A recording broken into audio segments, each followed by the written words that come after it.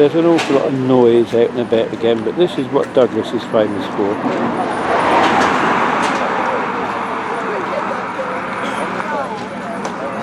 One of the lovely horse-drawn trams,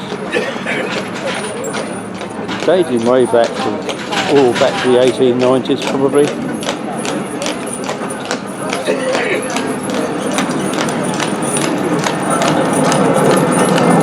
There we go.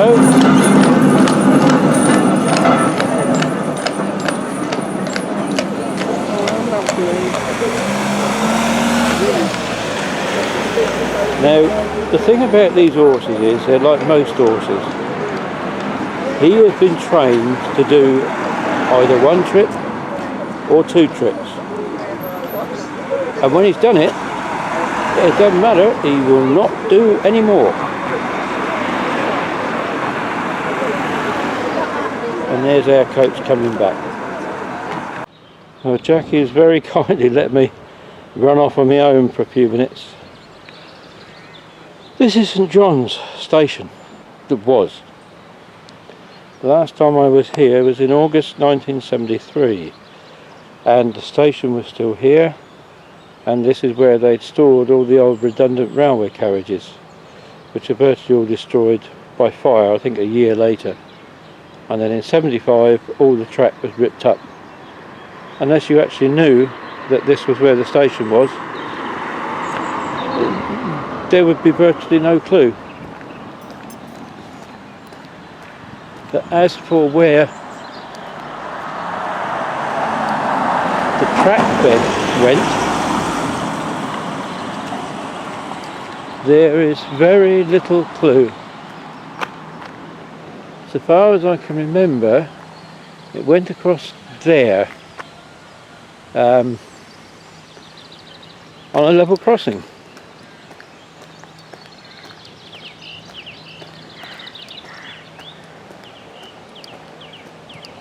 And there's an avenue of trees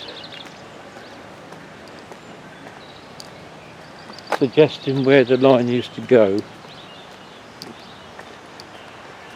There's the little river here that used to run, as it was, beside the railway line.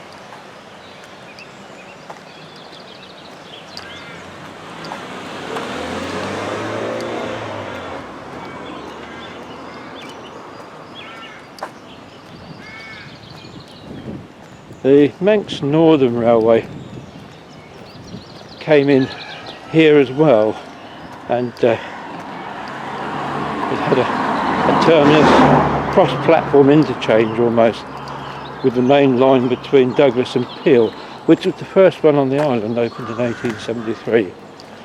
The Manx Northern to Ramsey by the west coast, if you like, followed in 1878. This confuses me. This might have been where the Manx Northern came in, behind that house there and into the joint station. I'm just going to have a look across here.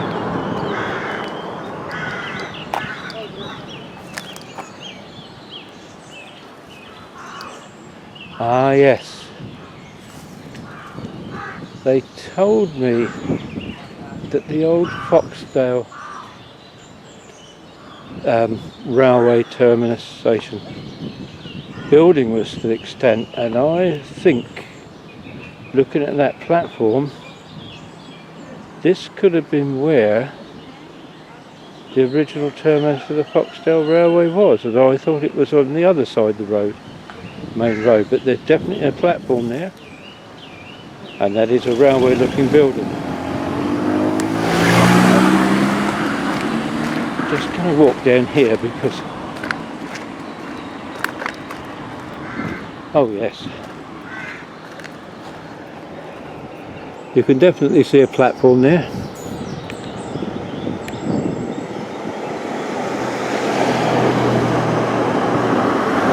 And for my money, that is the original Foxdale Railway building. The Foxdale Railway came a little bit later than the others, but it closed to passenger traffic I think in 1943, although goods traffic and various bits and pieces went up to Foxdale to 1961.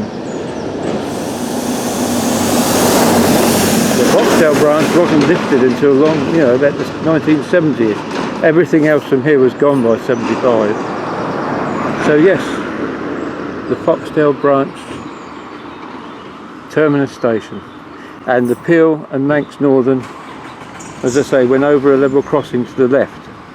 I don't know why this bridge is here, because this was a terminus. I'll need to have a look at some maps to find that out, but I've solved a mystery. Hooray! And now I've got some explaining to do. Yes, this was the terminus of the Foxdale.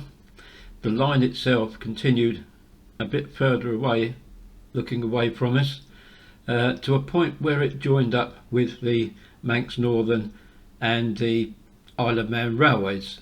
I think, if I remember correctly, they headed west as two single lines that looked like double track until the point about half a mile away over the River Neb, where the Ramsey line diverged. And the line to Foxdale did indeed go back underneath the bridge that I'm standing on and round behind that house that I mentioned earlier. Just imagine how close that would be with the steam train rumbling behind your back door. But that clears up the story here at St John's, and after 50 years I am so glad that I've actually got everything I need all in place, and we've solved the mystery. Well, we're now in St John's, named after St John the Baptist, but Jackie's waving to me from there. This is Timbolt, the ceremonial seat of the Manx Parliament, and you'll notice the raised mounds there, and depending on which level of representation you are, is which level you sit on. Now I am going to zoom in. Jackie doesn't know she's going to be a star. She's a brave girl, but she's up there. She's done it. She's done it. She has a bit of trouble with her legs. Oh, that's my girl. And some nice little buildings here. All done out nicely in black and white.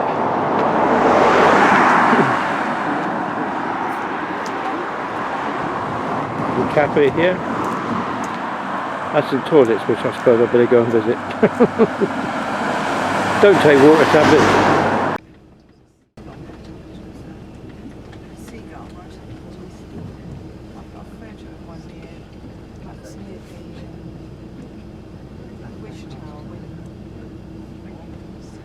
Hello.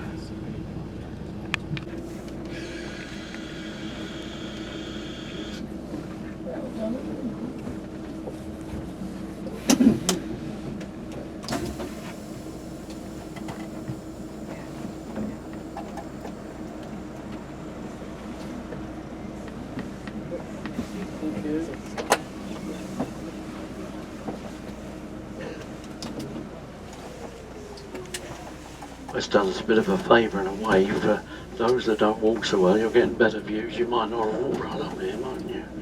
So let's just go back to that spot and drop everybody there. Might be able to stay there actually. It's quite quiet here, isn't it? So there's nobody's traffic wardens about. We'll stay with the vehicle anyway.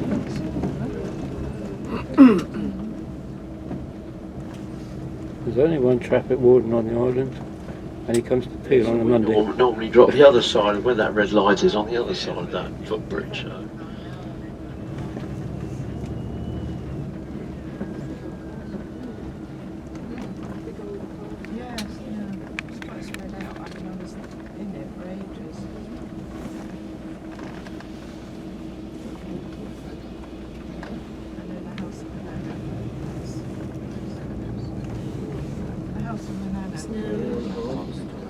Just got one.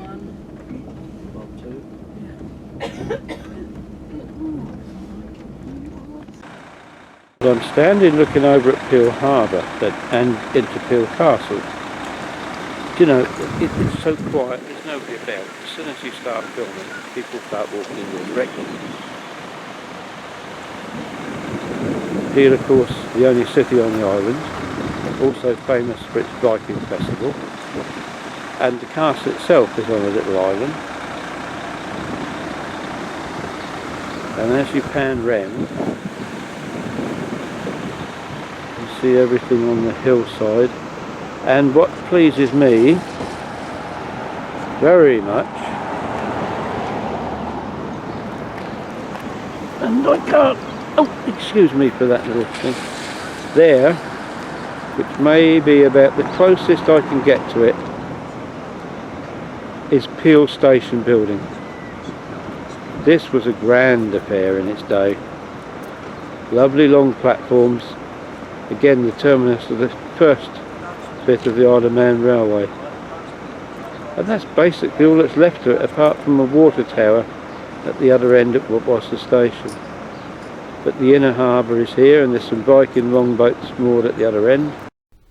And this is what the other end looked like 50 odd years ago, with the Viking longboats. And we're going to go into the town centre and investigate out of this wind. This is the most unusual thing. This is obviously a religious lady. Maybe not. She's sort of pagan Celtic dress, really, isn't it? Vanilla. The beach is named after her as well. Well, she's named after the beach.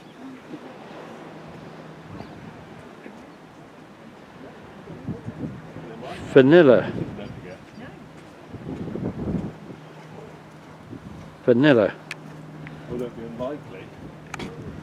The gentleman just told me that she's named after the beach, or the beach is named after her. Ah, the beach more than likely is named after her. She must be a figure in Manx history, because I believe it's Manx Northern Locomotive 12, named Vanilla, so that's where we get that from.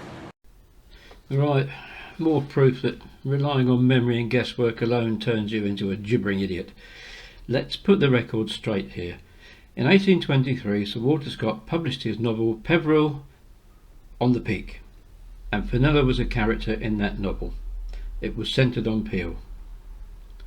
This particular statue was carved from a single piece of ash by an artist called Nick Barlow, and has been here since 2011. I was a bit out with the Isle of Man Railway locomotive. It was actually number 8 that was named Fenella, built by Bear Peacock in 1894. So, you know now, don't you? And so do I. And here, looking out, over into the distance, over there is Ireland, we hope. But somewhere out there, there is a ship, boat, and I've lost it. These damned LCD screens. I know it's out there somewhere. Ah, is that it? No, not going to get it. It's too far away. There, I think you could just see it. The sea very gently lapping the shores, but there's this cooling breeze and cloud, and it won't really go away. But that's Peel Castle, the most complete historic remain on the island.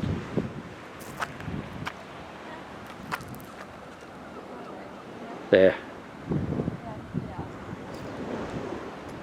Peel from the waterfront. Rather better view of Peel Castle here.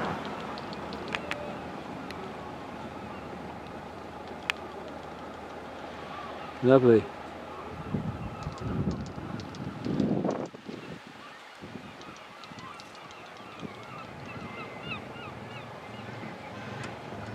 tapping noise is not the camera. I don't know what it is, but somebody's got some jewellery or something that's going tap tap tap. Just sort of let you see. Oh, it's the flags. Look up here. There they are.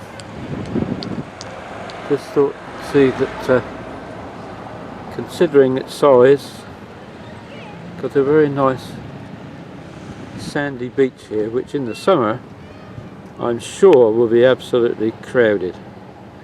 But today, cool, windy, kids back at school, virtually nobody.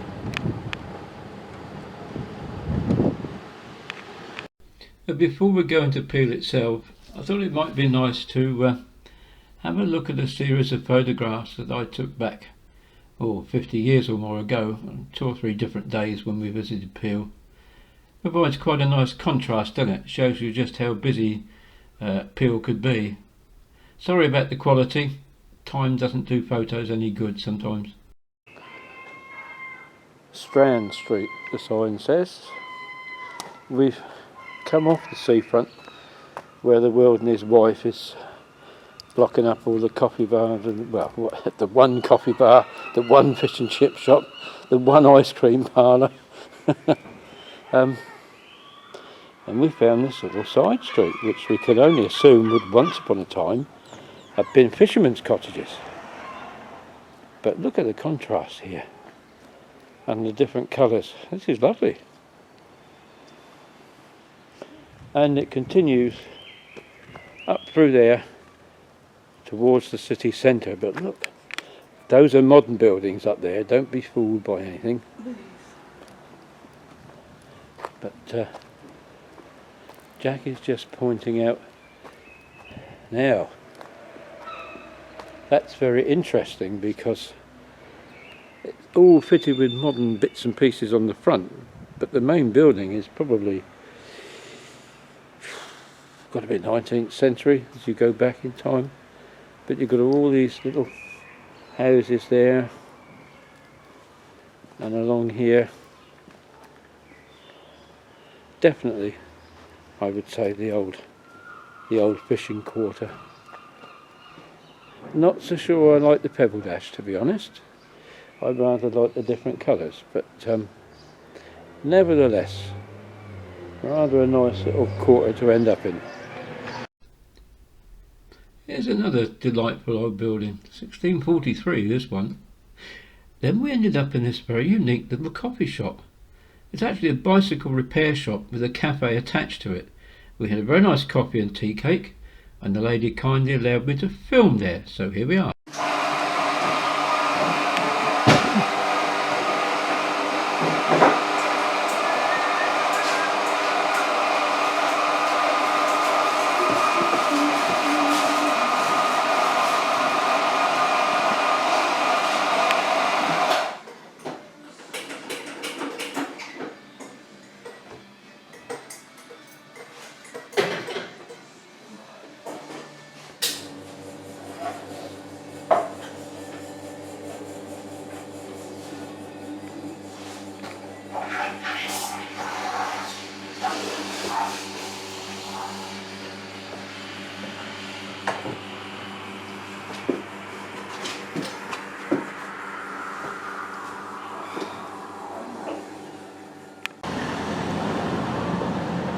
Now, we're standing in Old Peel, if you like, what might be called the city centre, and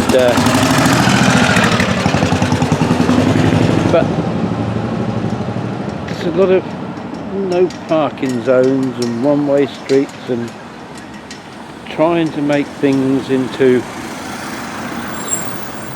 pedestrian-only walkways and you name it. But there's certainly some interesting buildings there. I'm not so sure as I like all this modern stuff, shared spaces and all the rest of it.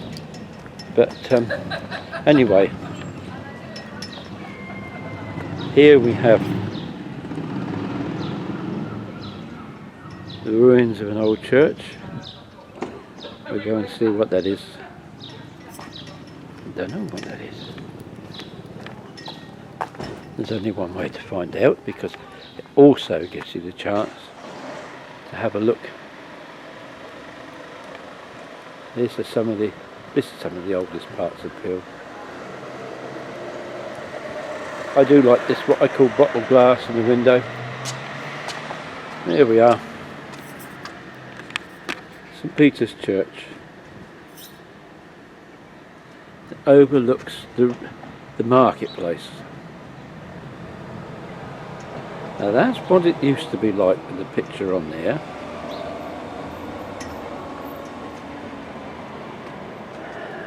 There's toilets over there. That's modern.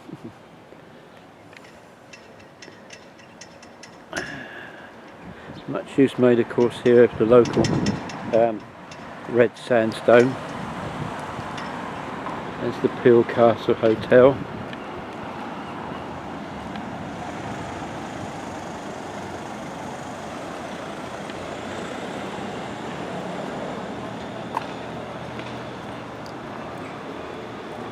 The old market house. That's leading down to the seafront. I'm looking at that building there and I'm thinking to myself, I wonder if that was a chapel at one time. It has that look, doesn't it? And then up there we have various architectural designs. And I'm looking at one particular building in particular. Strange grammar. One particular building in particular. What a load of old tosh.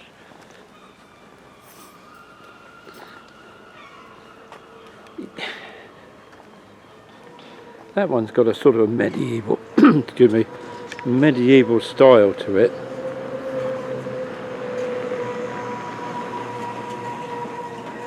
With the overhang there. Rather interesting. Don't know what that was, but not his usual thing, I guess, but looking at these here, I'd say here is a door that might slightly interest my friend Mark English. But I'm going to Bernie mark this one. And there we have it, Market Square. This is how the railway used to come in through here. And that's an old railway building. How lovely is that?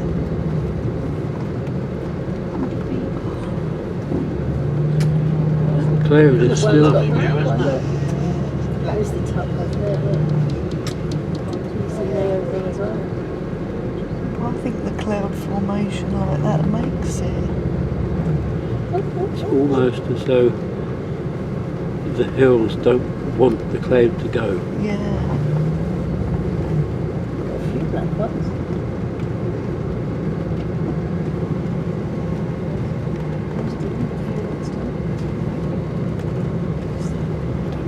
Don't think there's too much reflection from here. And then you've got the forest. Yeah, look at it, it's beautiful, isn't it?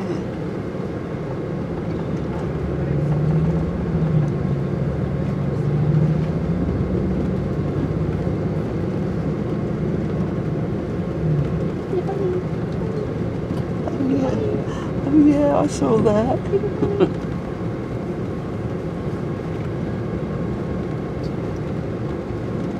We ain't come to the top of this yet. You're at the top of the hill. And then you turn the corner. And I'm getting a reflection, but can't help that.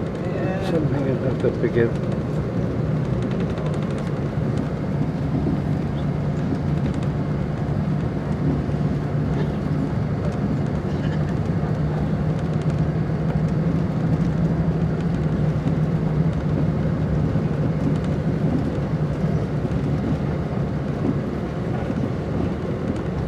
is just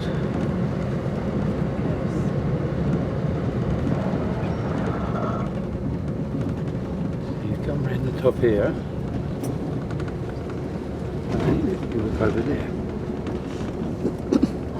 and it's all the way through. On top of the world. Now after leaving Peel, as you've just seen from the video, we came back across Glen May over the top of the Southern Hills, and then he decided to come back down through Foxdale, and I went, yippee, turn right down the middle please, and he did. Colin, turn right. And so here, although I've not exactly managed to do it clearly, I've managed to capture the Foxdale Railway terminal building at Foxdale itself. The two terminal buildings of the longest closed railway in the Isle of Man are still there. This was a coup. Now this is a sight we couldn't have seen yesterday, and with apologies for any dirt, I'm filming this through a window and it's never any good. We couldn't have seen this yesterday because basically we were on it. The afternoon sailing from Heysham to the Isle of Man. Apologies for the slightly, I don't know why it does that. I'm holding it still as best I can, but I think it's sliding around on the glass. I'll just pull it a little bit away, and it's still not very stable, is it? Anyway, no need to dwell on that too long, but there is the afternoon ferry. Probably the Ben McCree again, bringing the next lot of excited holiday makers to the Isle of Man and those who've been travelling away home.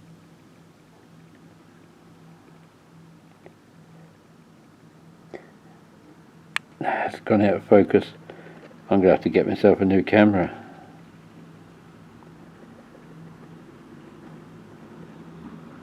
And no, I'm not going to start a members only section just to raise money. What surprised me is he's turning in the opposite direction to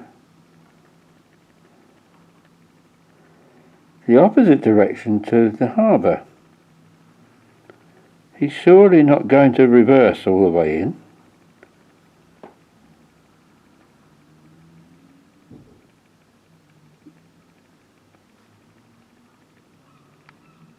Curious.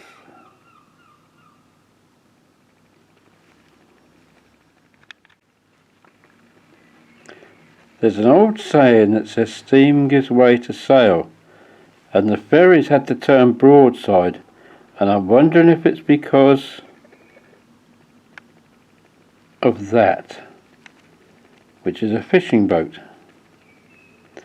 But it appears to be sailing right across the path of the ferry, which does now appear to be moving again and is now turning in the correct direction.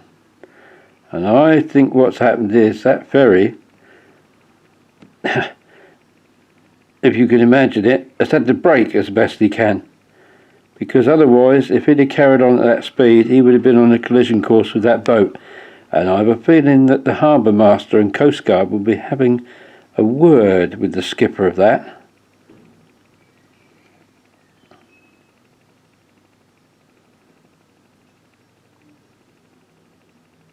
Although, as I say, the old rule is steam gives way to sail, and so the bigger ships have to give way to the smaller ones. But I think that was a bit, that was almost a bit too close for comfort.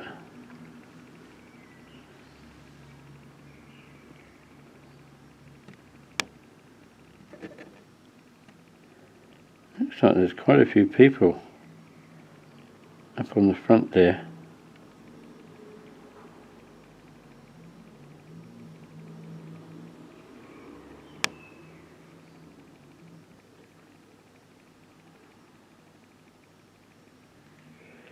he's certainly sailing very slowly. Unfortunately, I can't clearly see the name, but it's more than likely Ben McCree, the same as we came on yesterday. Anyway. The people certainly have a better view today than we did coming in yesterday. Yeah, Jackie just said that the folk on the ship would have had a much better view than we had yesterday. The visibility wasn't even 1 mile at times. But that's how we got here, and that's how we're going to go home, and that is a very nice side view of the Isle of Man ferry.